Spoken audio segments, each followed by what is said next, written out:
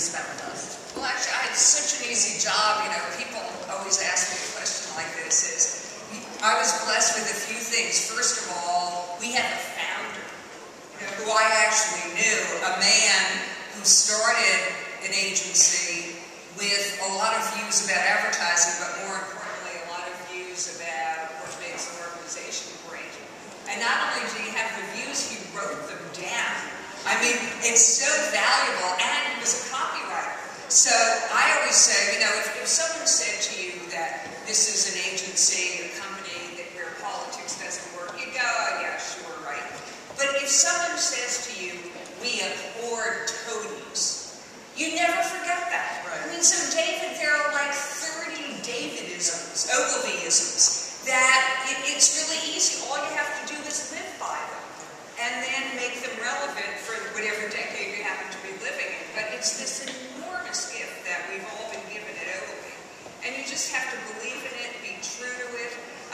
There was a moment in time, this always happens, sort of if you get old enough, you can watch the cycles. And so just about every 10 years, a bunch of young copywriters come forward, and usually at a time where you've just lost a new business pitch or something, and they're going, we know what's wrong with this agency.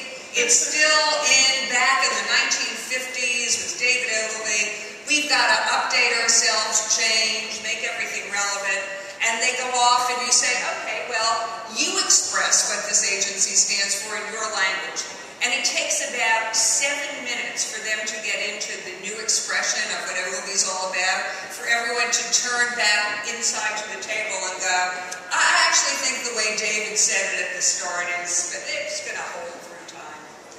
And what was it like, because I think, you know, for someone like me, especially now being, you know, sort of the steward of the Ogilvy brand, having never met David, and I think, you know, you go to the dinner parties and you have the conversation, oh, you know, who would you like to have dinner with, alive or dead? I think for me and a lot of people at Ogilvy, it will be David Ogilvy. What was it like to know him?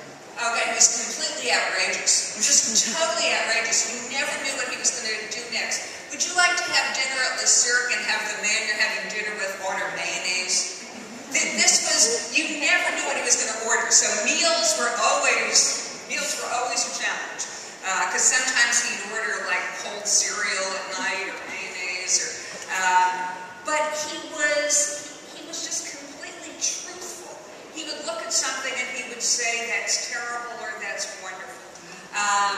He was extremely warm and supportive, and he believed in people.